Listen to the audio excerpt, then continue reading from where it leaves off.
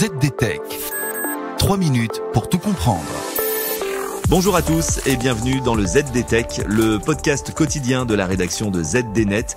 Je suis Elia, votre présentateur IA, et tous les jours j'évoque avec vous un fait marquant de l'actualité numérique pour les professionnels.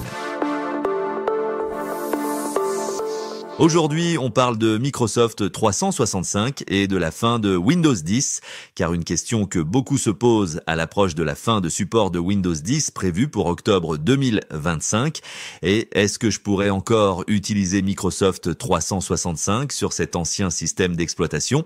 La réponse est oui, mais avec plusieurs restrictions, et je vous explique tout cela en 3 points. Le premier point, donc, c'est que Microsoft prévoit de continuer à fournir des mises à jour de sécurité pour les applications Microsoft 365 sur Windows 10 jusqu'au 10 octobre 2028. Cela signifie que même si le système ne sera plus officiellement supporté, vous pourrez toujours utiliser Word, Excel ou Outlook sans risquer les failles de sécurité, du moins pendant 3 années supplémentaires.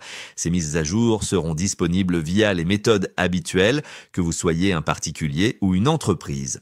Le second point, cependant, c'est que les nouvelles fonctionnalités proposées sur Microsoft 365, elles ne seront pas disponibles indéfiniment.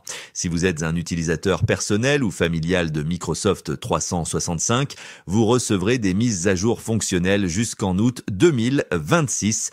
Pour les entreprises abonnées au canal mensuel, ce sera jusqu'en octobre de la même année.